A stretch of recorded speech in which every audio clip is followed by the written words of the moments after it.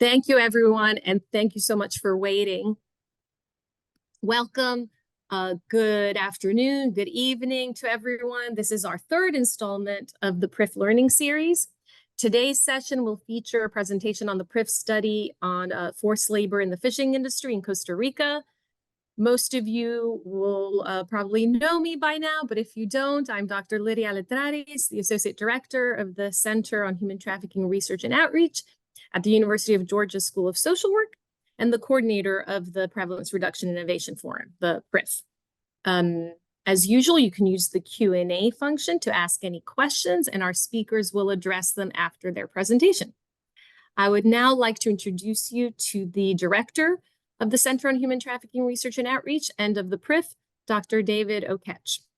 Over to you, Dr. Oketch.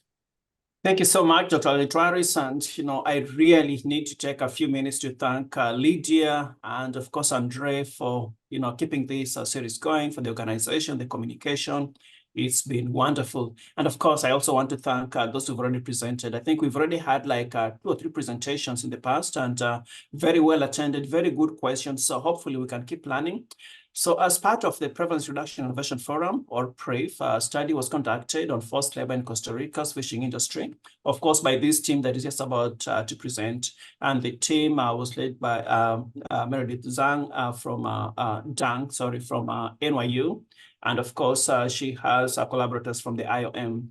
And they used 2 estimation methods. That was multi-stage probability proportion to size, PPS, or household enrollment sampling. And their sample size was, I think, 1,017. And so what they, 1,017, I think, for the multi-wave, and I think their sample size for the household enrollment was 1,017. And for the multi-wave or snowball link tracing LTS sampling had a sample size of 1,009. So both of these sampling strategies produce similar findings in terms of target population size estimations and the prevalence of forced labor abuses among fishermen in Costa Rica. And we found that both methodologies found forced labor as defined by the PRIF common indicators to affect roughly 1 out of every 5 fishermen in Costa Rica. So without further ado, I'll give it up to Meredith's team, but I understand that Meredith has later Francesca and Alina to present. So over to you, Francesca and Alina.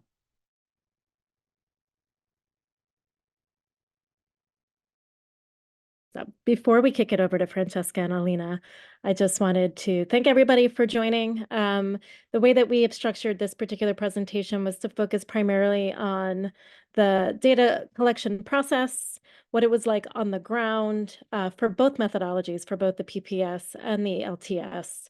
And there's no one better to hear it directly from than from our on-the-ground colleagues at IOM, Francesca and Alina. So they're going to walk you through that, and then they're going to walk you through some of the main findings. And then lastly, you'll learn a little bit about the intervention that we are doing based on what we've learned through this baseline study. So we're excited to hear your questions. And myself, Sheldon Zhang, who was a co-PI, and Kyle Vincent, who is the lead statistician, are also on the call. So if anybody wants to throw over any really difficult stats questions, I will be happy to kick it over to Dr. Kyle Vincent in that case. But in the meantime, I will allow Francesca and Ali to start their presentation. Thanks for joining. Thank you so much, Meredith. Thank you, Lydia and David, and for everyone who is actually joining this afternoon or this morning. I'm going to start sharing my screen. If I can, I think there's another presentation up, so I'm gonna steal the screen. Can you just confirm if you can see it well? Yes. Yes, sure, we can see it well. Yes. Thank you. Perfect. Thank you very much. I'm Francesca Tabellini. I'm the project manager for this project at IOM, and I'm here with my colleague Alina Cedeño and Jasmine Vega. We've been part of this project since the beginning, although I must admit it took a whole team to actually implement this project and conduct all the surveys that we did, a team of more than 20 people. So while it's me speaking is actually every one of us who want to present you what we did during this past year. This is a project that, of course, we implement with our academic partner, NYU, in the Pacific coast of Costa Rica. To those who have already been to Costa Rica, our project focuses in Punta Arenas. For those who have not, we have this super simple map, which you can see the extent of this province, which is actually quite long. And first thing first, why IOM? Why were we chosen as the implementing partner of this project? It's basically because of our more than 2 decades of experience on working with counter-trafficking at the global level. And here in Costa Rica, even before Costa Rica had a law against human trafficking policy, IOM was working extremely hard on preventing the crime and also assisting victims.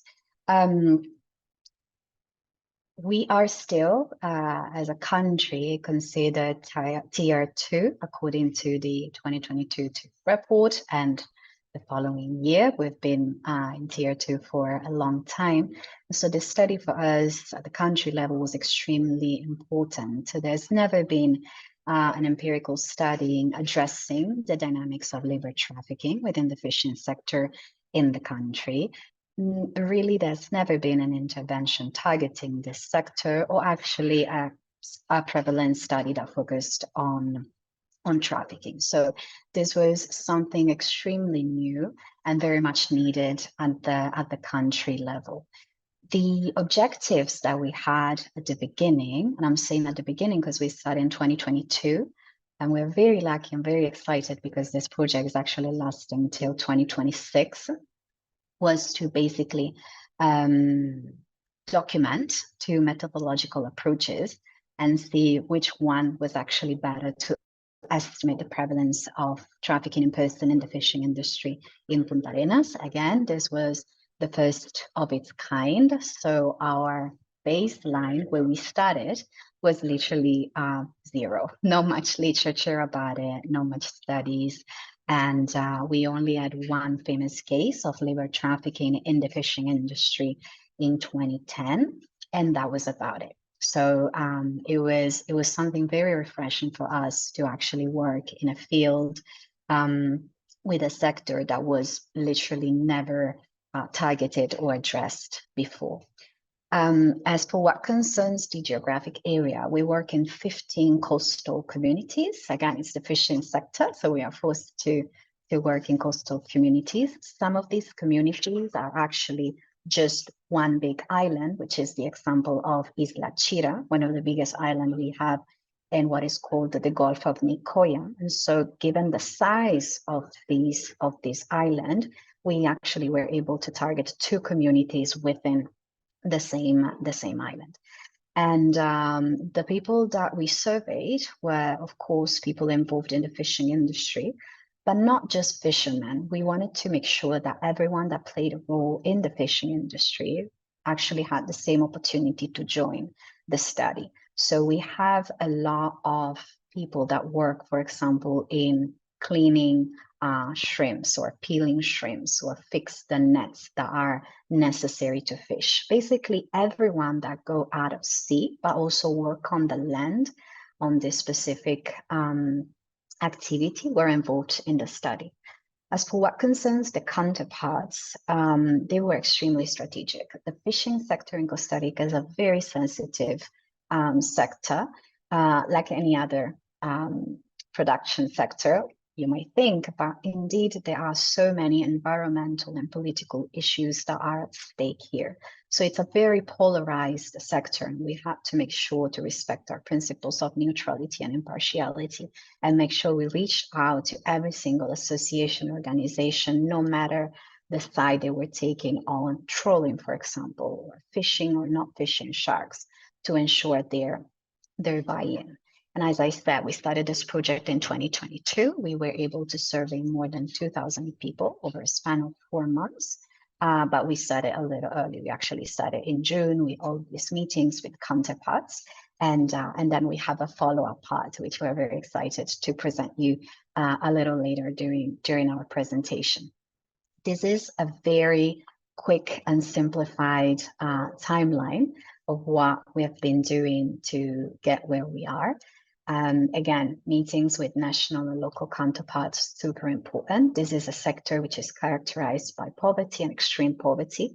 They have been studied by universities, the national governments many times without actually receiving a response after the study. So the initial response when we went down to the community was, what are you going to do with the information that we gave you? So for us, it was super important to be able to have this follow-up part of the project to actually respond to the needs that we identified.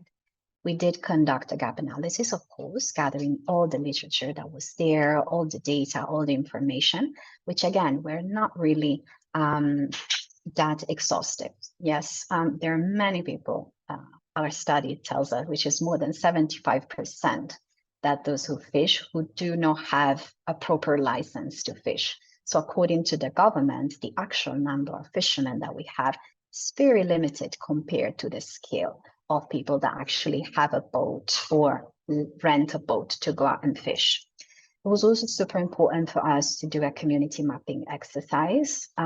Working at sea is completely different than working at land. So there are certain rules, certain dynamics, certain timing, depending on the ties that we had to respect, certain timings in which the fish is sold, is bought to which fisheries. And so through community mappings that we did with the community, we were able to actually identify those specific spots.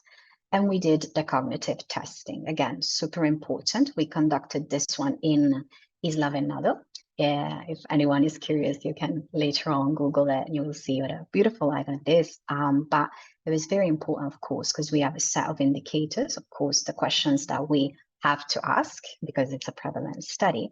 But at the same time, we had to make sure that it made sense for the local population, right? So even certain words, which is, for example, debt, which in Spanish would translate as deuda, it's not called that way in the fishing sector. It's called alisto, because it refers to a specific deuda, just typical of the fishing sector. And so we make sure to change all this terminology so that it could actually make sense for the population and so that we could actually receive responses that were sincere and based on the real experience. Then we conducted our surveys, the household surveys, and then the snowball surveys. And we finally had the lunch and the presentation of those results and the follow-up part. Just a quick intro about the context of human trafficking in Costa Rica. Costa Rica is for many considered the Switzerland of Central America, a very peaceful country, doesn't have an army, everything is stable. But we do have over 400 cases that have been, we say, accredited, which is basically identified and recognized by the Rapid Response Team from 2010 to 2023. And we know that when we talk about numbers of survivors that were identified, we're not necessarily talking about every single victim at the country level. Labor trafficking is still for us the second most common form of trafficking that we see in the country, sex trafficking to be the first one. And as I was saying before, labor trafficking has not really been studied before. At this stage, the Ministry of Labor has not really reported many cases of labor trafficking to counter-trafficking prosecutors. And so it's still a new topic that the country is trying to address. As for what concerns the fishing sector, it's mostly composed of artisanal fishing.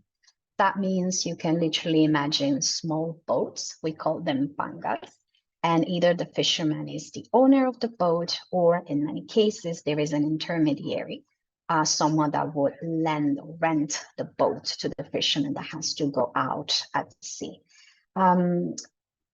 Practices such as labor exploitation and many other indicators that we found during the studies are considered extremely normal by the same population. So it's very hard for them, the majority of them being men, but there's also a strong part of women, to identify that the sector might present some indicators of trafficking. And again, it's a sector in which people who are involved in fishing are naturally exposed to huge risks, which go from cutting themselves with nets, having to stay out to sea more than expected because there's not enough fish or because the tide changes. So it's a very, very hard job indeed. And what we have found talking to the over 2,000 people that we surveyed is that there's a strong connection between narco trafficking and the fishing sector. So I'm going to explain in a few slides how this community, Punta Arenas, especially the coastal communities, are characterized by super high level of poverty and extreme poverty. And what narco traffickers have been developing is basically a strategy in which they ask fishermen to transport either cocaine, marijuana for them. And so it becomes a never-ending circle of risky survival strategies that the fishing community is starting to adopt. There's no, we noted this when we started, there's not really so much articulation between the fishing sector and other institutions. It's a very marginalized sector. Even at the Costa Rican level, that specific part in which we worked at the Gulf of Nicoya, it's a very hidden area. Not too many people know about the existence of so many islands and the reality of fishing. And for us, this was extremely important to consider fishing as a lifestyle, way more than a productive sector, way more than a job. It is for the community a part of their life. They basically learn how to drive a boat when they're little kids. Fishing is an activity that they do because they have to bring money at home, but also because that's what they've been taught since they were little kids. So for us, it was extremely important to understand that, to ensure we actually respect their local communities and local customs. This is what I was briefly explaining before, some links between the specific area that we worked and poverty and extreme poverty in the Central Pacific, in the area where we worked, extremely high, and crime rates also becoming an increasingly relevant problem. Even now, when we're working at the community, we're noticing that day after day is actually becoming more and more important. And always keep in mind during this presentation that indeed we work with trafficking and fishing in the fishing industry, but this presence of drug trafficking is always present everywhere we work. And at the same time, we have this huge lack of employment alternatives. So the option is basically to fish, but the product is very low given many circumstances and many reasons at sea. So it's really not a productive sector, or leave the coastal communities and move to the capital, which in our case is called San Jose, to actually look for other opportunities.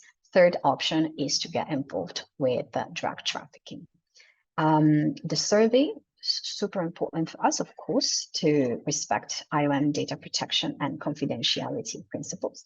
So we do not collect any personal data. Of course, that was super important for those that talked to us, to ensure they could talk to us about situations that they had with their intermediaries and other individuals of the community without fears of retaliation. And finally, these are the two methods that we use: the household survey and the link tracing sampling. All the pictures I'm going to present, by the way, are actually from the field. And again, we were able to target over 2,000 people, over 1,000 with the BPS and over 1,000 with the LTS. What was the process? Very long, but we tried to summarize it and make it very short. Of course, we did field work planning, the cognitive testing. We recruited staff. For us, this part of recruiting staff, super important, and it might sound something small, but it was very key. Everyone that worked with us in conducting the surveys were actually recruited from the coastal communities. Of course, because they knew the areas that they had to work way better. They knew the community.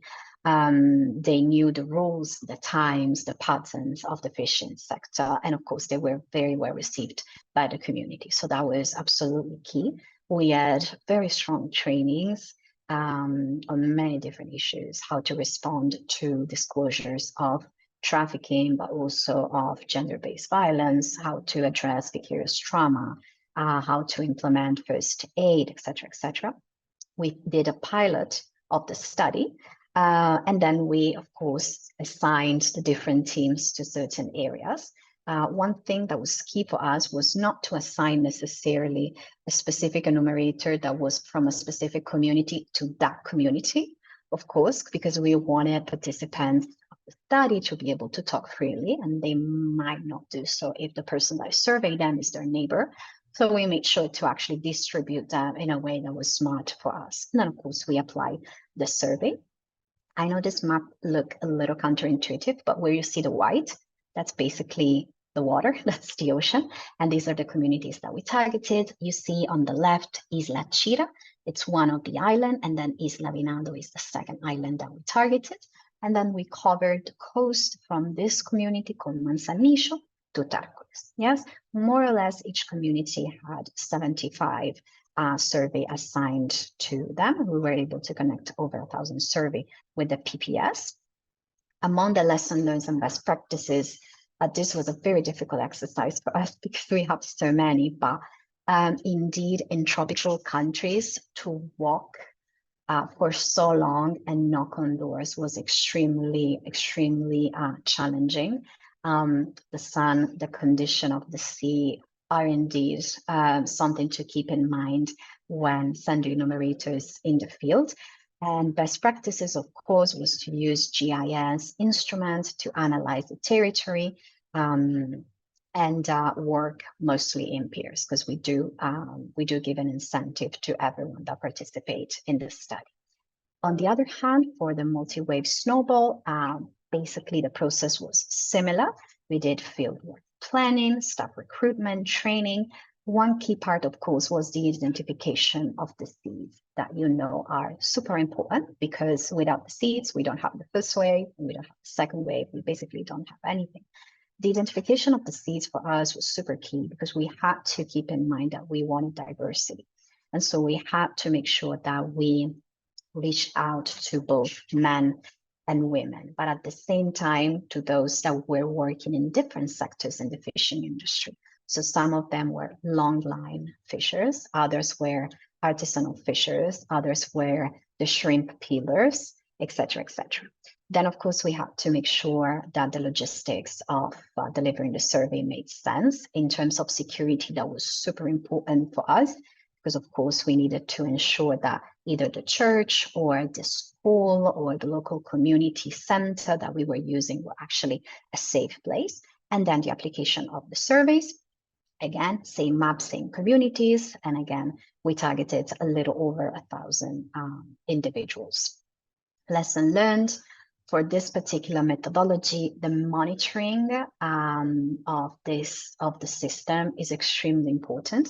I'm going to show you the coupon that we used and the coding system, which is quite complex, but it was very key. Of course, we do not collect personal data, so I literally don't know who was targeted, who was surveyed at a specific time in a specific community, but we had to make sure that enumerators knew if that was a seed, if that was a first wave, if that was a second wave, who was referred by who, if they actually were respecting. We ask every person to give us different names, and then we selected only 3. So how do we do that? Through, of course, a tracking system, which is quite complex. And we were able to achieve that with the coupon and, of course, with our matrices. We are working in very sometimes impoverished communities. These are islands. The landscape, it's either very wet when we are in the sea or very, very dry when we're working in the communities. So sometimes we weren't really able to bring a laptop with us, and it's literally relying on a piece of paper. And then once we had access to the internet to translate everything into sheets. Best practices, of course, for us was, again, meeting with counterparts. This part super, super, super important, specifically in these communities that, again, are very, very, very polarized in terms of their position on certain environmental issues. It was super important for us that they knew the objective of the study, which wasn't really to put a stigma on the fishing sector and associate it with human trafficking, but rather our willingness to support and protect those who work in the fishing sector from this exploitative way of working. And so that was basically the way we were able to enter the communities and ensure the buy-in. This is a very, very brief presentation on how we coded. Of course, we had the seeds, first wave, second wave, we got to the third wave. We had over 20 enumerators. So every one of them was coded with their initials, S if it was a seed, R if it was a reference, and then every one of them was assigned, pre-assigned actually a code. So they knew, for example, that they had to conduct surveys to the first wave from number 50 to number 75, and then someone else from number 76, et cetera, et cetera. So again, a complex system, but it was super necessary for us to keep track of everything that was happening. This is the famous coupon. Of course, the original version is in Spanish, but we wanted to translate that to show you a little bit how it works. Very economic, actually, and very useful, because we know that most of the times in the fishing communities, people do not really bring a bag. And so it had to be something super small and at the same time waterproof so that they could carry that with them.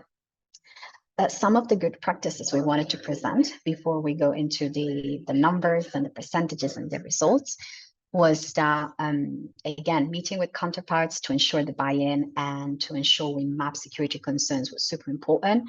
We did, prior to conducting the surveys, visits with local police to identify which houses actually belonged to drug cartels, so we would ensure that we would not put our enumerators at risk. We had a strategic rotation of field staff, so we ensured that data collection was actually very rigorous, very strong and very close supervision. My colleague Jasmine Vega, who's joining here, was one of the coordinators that was actually in charge of supervising the team. Again, hiring local staff and regular conversation with the counterparts to ensure them that there was going to be a follow-up, that they were going to be kept in the loop when we were going to deliver the results, and that the results were actually helpful for them so that they could take decisions based on actual data. And this is how we incorporate some of the IOM protection principles, which for us is super important. And again, very hard exercise, because we could go on and on talking about this, but neutrality and impartiality ensure that we did not harm and we did not discriminate among the population that we were targeting. Prior trainings and constant trainings of the enumerators for us was super important. We cannot send an enumerator in the field asking questions about human trafficking without having he or she prepared to respond to a specific disclosure. And of course, informed consent and the gender sensitivity part, which for us was super important, because if you Google right now, fishing sector in Costa Rica, all you see is a man on a fishing boat. And we know that there are so many women behind it, actually taking important roles without which the fishing sector itself could not really keep on going.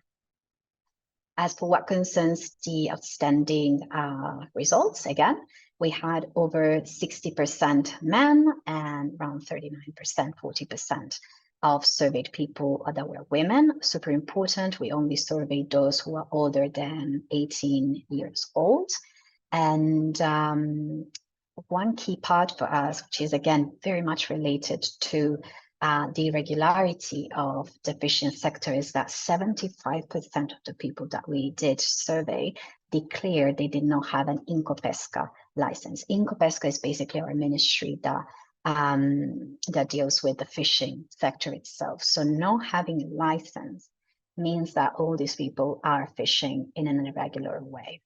And if caught, their boat can be confiscated, it can be fined, et cetera, which of course leads us to understand the extent of the problem, right? They're not even registered with the government, so it's very hard to regularize that specific sector. And then the next numbers we're going to be covered in just a second.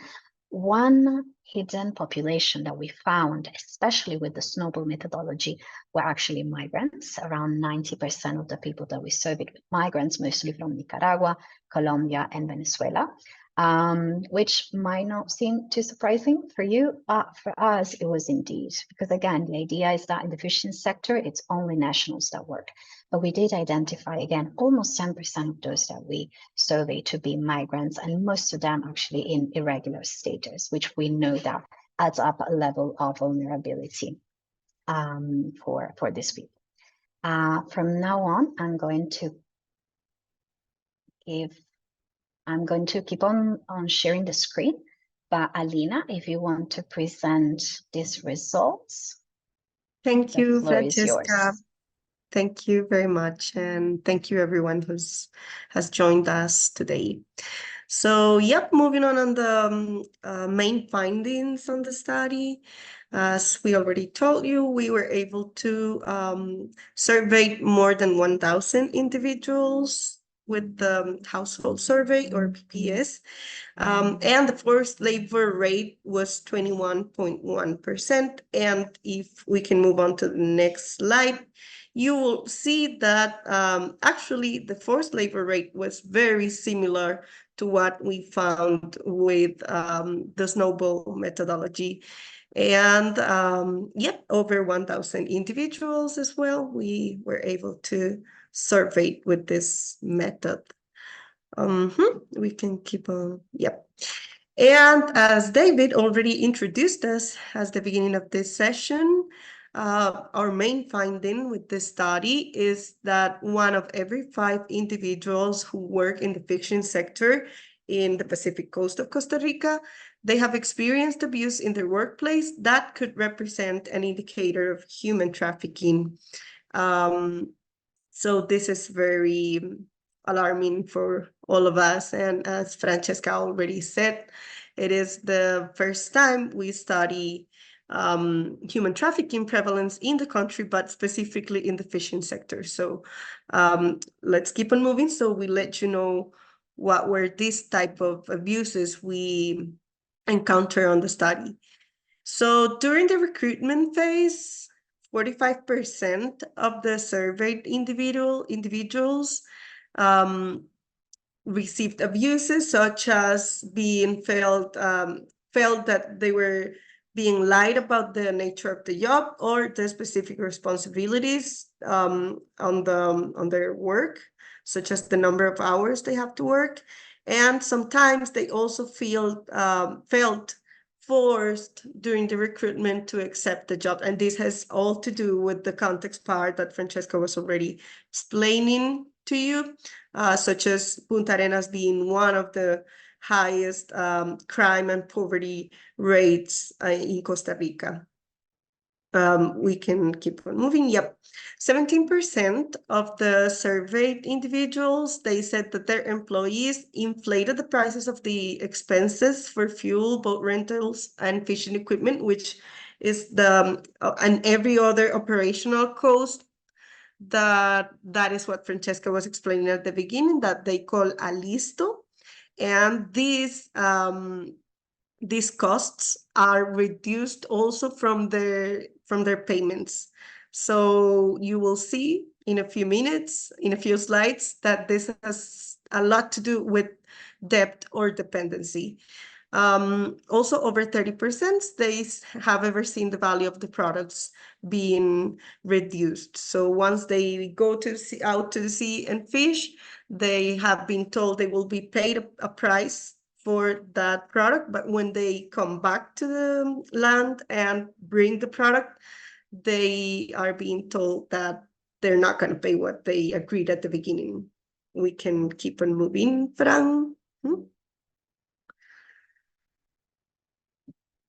Okay, regarding personal life and property, 5% of the surveyed individuals said that they received threats for being excluded from future employment opportunities. And this was the most reported abuse in terms of violations of personal life and property. Also, other individuals reported that their current employer also threatened them to isolate them from their families. Okay, also 10%, they said they have been working overtime without being paid for those hours or having an adequate paid or salary.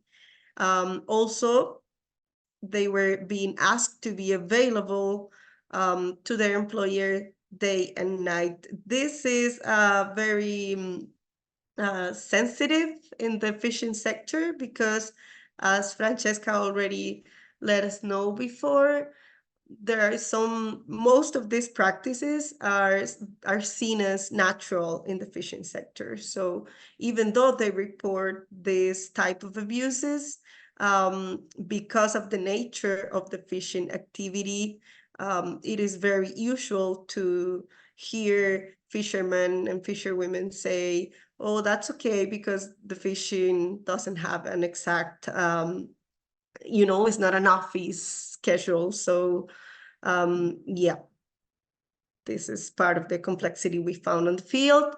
Regards of freedom of movement, 5% said that their freedom of movement was restricted at some point, either being kept under surveillance or having their communication with friends and family restricted.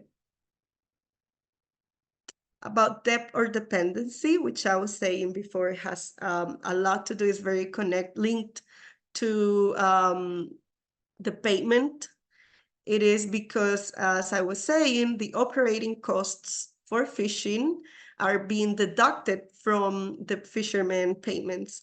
So they very often gain a debt with their contract, with the subcontractors or their employers or the owner of the boat, because to cover these expenses that are necessary to go fishing. But whenever there is not enough marine products, there is not enough fish to pay the debt, they do not receive a payment. And that only increases the debt they have with their employers. So they get up to, these debts go up to even $3,000 sometimes. And if you recall, Francesca said most of the fishermen, they didn't even get to cover their household expenses in the last 6 months. So this is a really high amount of money. And on regards of violence and threats of violence, 7% said their employers used physical violence against them, such as pushing, shaking, or throwing objects at them. And this is key for what's next, what the upcoming actions for us as coordinators of the project here in Costa Rica, because of all these people that declared these type of abuses, they said they did not leave their jobs because they didn't have any better job options. So only 23% of the surveyed individuals that experienced some of these abuses ever seek help. And it was not at an institution necessarily, but mainly through their colleagues, friends, or family. So these are the main risk protective factors that were found on the study. First of all, the family finance, they were almost 2 times more likely to experience these abuses.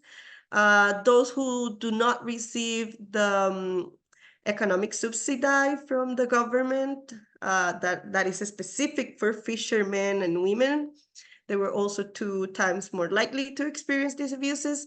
Those who have 3 or more children, those who didn't know if they didn't want to say if they had fishing license, those who work for an intermediary or subcontractor, which are the majority, and those who identify themselves as men. This is very this gender factor is very particular and it is linked to what we were saying. We have been repeating throughout this presentation that this type of abuses are very natural for a lot of fishermen, because as men, it seems to be they have more difficulty on identify themselves as victims. They just see it as normal and part of what a man's job is in the fishing industry. Okay, so some of the conclusions regarding the methodological aspect are that, well, for both thresholds, remember we had 2 different thresholds for the study. The first one, which included more rigorous criteria, had lower occurrence rate than the second threshold, which had more general criteria to meet.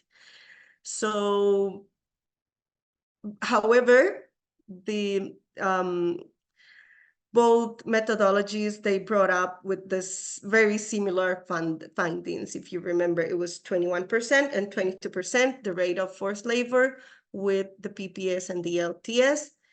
And with the snowball, we did identify that we got to reach most difficult to reach or hidden populations, such as migrants and various fishing sectors, such as longline and shrimp peelers, as Francesca was saying. And well, yeah, these practices are perceived as normal within the sector. So that is a big challenge we have from now on the community actions that we are working on, that Francesca will let you know a little bit more about that in a minute. And but it also, this study puts us on a very good place as Costa Rica, as a country, to make this type of studies in the future. So it is a very good practice, not only at a national level, but at a regional level. And we have had the opportunity already to share some of these findings on regional events and get other counter-trafficking actors to get to know this study and, hopefully get other countries to take these initiatives as well. Okay, and finally,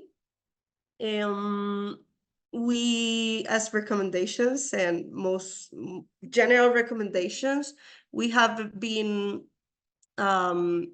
inviting institutions mainly and community organizations to use evidence-based information so they can develop their strategies to prevent and address human trafficking at a local and a national level.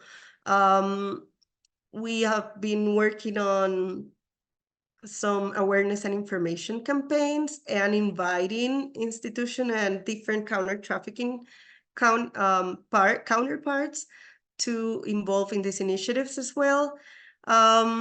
And strengthening communication, articulation, and coordination between the local organizations, fishermen and fisherwomen organizations, and the institutions that address counter-trafficking in Costa Rica.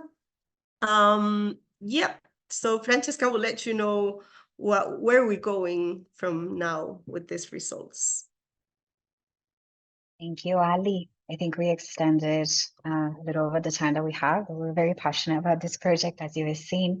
So right now we are at the last phase. We are actually using the results of the study as a baseline to build out our intervention on the community level to ensure we reduce this incidence of human trafficking.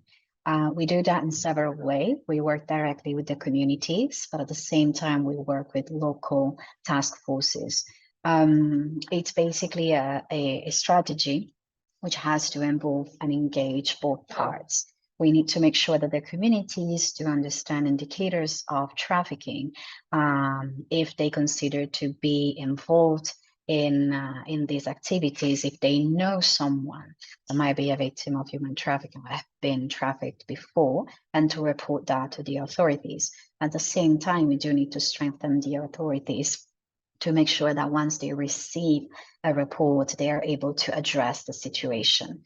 And while Costa Rica is very well aware of the situation of counter-trafficking within its land, so we have a counter-trafficking coalition, and we have a fund for victims assistance, and we have a rapid response team. It seems that this is actually working right now on the land. Once we move at sea, it's very hard to extend all the policies that we have at the local level, at the national level, to this specific sector, starting from the boats, starting from who does the investigations at sea, starting from who actually rescues the victims once they are at sea. The Ministry of Labor, for example, do not own boats. Same thing for local police forces. So we're basically working a lot with coast guards to actually ensure they understand how to identify trafficking, and we're actually developing local referral pathways which are super solid to ensure that we can actually protect the survivors themselves. And most of the things we're developing in this last phase are actually brand new. We do not have indicators for label trafficking in the fishing sector in Latin America. So there's really no material has ever been developed in Spanish. We do have some information, yes, but that belongs to Asia, which is a very different context from us. As we were saying, we do not have this huge international boats at our country level. It's mostly small artisanal fishing, right? With a lot of subcontractors, with a lot of intermediaries. So of course, we had to develop a series of methodologies and tools to ensure local communities are actually able to respond to these challenges. This is our lemma in Spanish, which basically says human beings cannot be sold. El ser humano no está a la venta. And again, this is a picture of the whole team. And we wanted to thank you very much for your attention and really look forward to any question you might have. Thank you. Thank you so much, Francesca and Alina. This was really insightful and provided a lot of rich and contextual data. So that was great. We don't have a lot of time, so I'm going to start with one question that was posed. A similar question was posed by a few people. So if it's okay, we'll start with that one, which was, can you tell us a little bit more about the employers, whether they were local firms or international companies, and about the employee-employer relationship? Was it, contractual or day labor? Or something else? Of course. Most of them are actually from Costa Rica, and most of them are linked to fisheries. So those who have fisheries are actually the ones that are working as subcontractors and intermediaries. Why? Because they have more money, so they can lend tools, the nets, and the food, and the boat themselves, and the eyes to maintain the food fresh. They sell that, or they lend that to the fisherman. Once the fisherman comes back to the land, he is obliged, basically, has to sell the fish to that specific person who gave the tools. And that's why these intermediaries, these subcontractors, can actually define the price, right? Now the gasoline, the fuel, now it's more expensive. As for what concerns type of contracts, almost nothing is written down. Everything is oral. Everything is a sort of agreement between local communities. So there's really no standard contract that parties sign. And again, given that 75% of them do not really have a license, it's really hard to track down how regular this whole exchanges and contracts among them are. Thank you, Francesca. There was a question about what the indicators were to come up with a forced labor conclusions. And I can maybe very quickly answer that in the interest of time, and perhaps our communications director could post a link to our statistical definitions document that has indicators. But these were indicators that we developed and all of the PRIF teams used for their projects. It was we had 39 indicators, 12 were the core indicators, and there we partly used the ILO indicators and the Palermo Protocol to come up with them. So there are many similarities and then a few differences. But if you can see our document, you can see all of the indicators used. And of course, Meredith just posted the link to the report as well, where you can see all the indicators. So I will move on to the next one.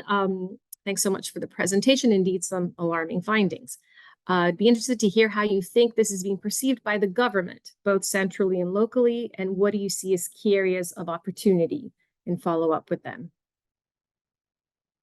Thank you so much for this question. It's actually very well received. We make sure we gave a more official presentation at the central level in San Jose, high-level ministers, and then of course deliver the results at the community level.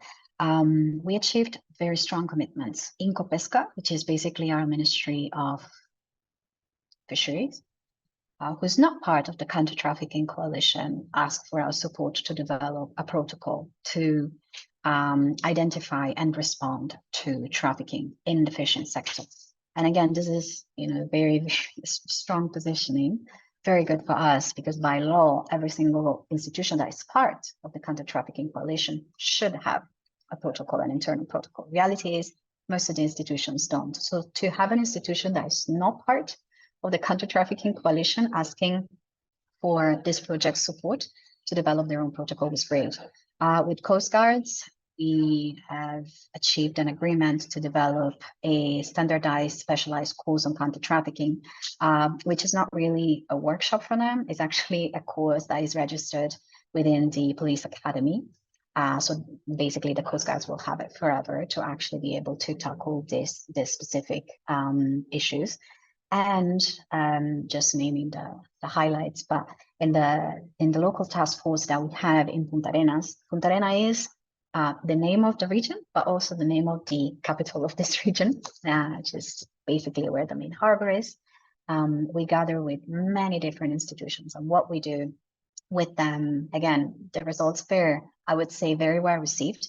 They are alarming, but we've not received really a rejection from them, but rather this willingness to come forward and do something about it, to strengthen the referral mechanism at the local level. Because again, everything that's developed on the land doesn't work. We already have roadmaps, which are amazing at the country level, but at sea, they don't work. So we're really starting from scratch with all these institutions to develop something that actually works for them. Thank you, Francesca. And piggybacking off of that, based on your experience working with the various governmental agencies, would they view the PRIF indicators you used to identify tip as sufficient for determining an official case of trafficking? Indeed. I'm going to steal a quote from the counter-trafficking prosecutor who joined the first presentation that we did. And jokingly, in a way, she said, oh, this indicator are quite complex. She said something like, it was unnecessary. Like that's very fancy, meaning that according to the prosecutors, it's definitely more than solid. So they take that as a super strong indicator. Most of the time, basically something that represents a proof per se, because they literally use the basic definition. Our national law in 1995 is super close to the Palermo Protocol. And so once they have one element, they go for it. So definitely super well received and very solid. That's the perception at the government level. Okay, and we think we have time for one more question. Thank you so much.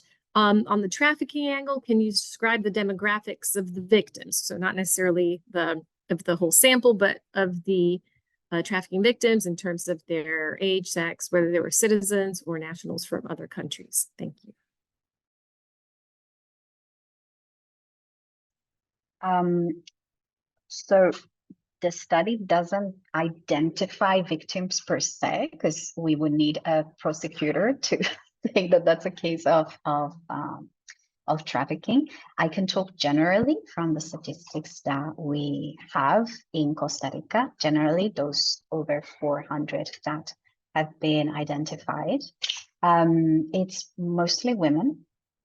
It's mostly from Nicaragua, although we basically have nationalities from every continent. We had a very famous case of trafficking in the fishing sector, again, the only one in 2010. So we have a lot of victims that were from Asia. But again, that never happened again, because we used to have this, huge international boats that would come to Costa Rica, and the workers were from Asian countries. There were victims of trafficking. Once the situation was discovered, we haven't had any single fisherman from these boats touching their feet on the mainland, so we cannot really identify them anymore. But that really adds up to the statistics of why we have so many citizens from Asian countries. And depending on the year, we also have other nationalities. Of course, Venezuela is on the rise, given the situation. For some years is Colombia. As for what concerns labor, it's mostly from Nicaragua and from actually nationals, so Costa Ricans themselves. Thank you. And I see there is a question, and Meredith just replied, when and how are you sharing results with the community? And Meredith wrote that there was a session that was very interactive and had an infographic, which was great. And there was a rich Q&A after. So I think we are out of time, but this was wonderful. Thank you so much to everyone. Thank you, Dr. Dank. Thank you, Francesca. Thank you, Alina, and the rest of the team, some of whom are here today. David, I will pass it on to you to send us off. Actually, there is nothing to do but to send us off, which is the easiest thing. Thank you so much for attending, and this is a very good attendance. So look forward. We still have, I think, 3 or 4 more to go, and thank you so much for attending. Thank you for a good presentation, and have a great rest of the week. Bye-bye. Thank you, everyone. Bye-bye. Thank you. Great afternoon. Yes, good afternoon, good evening.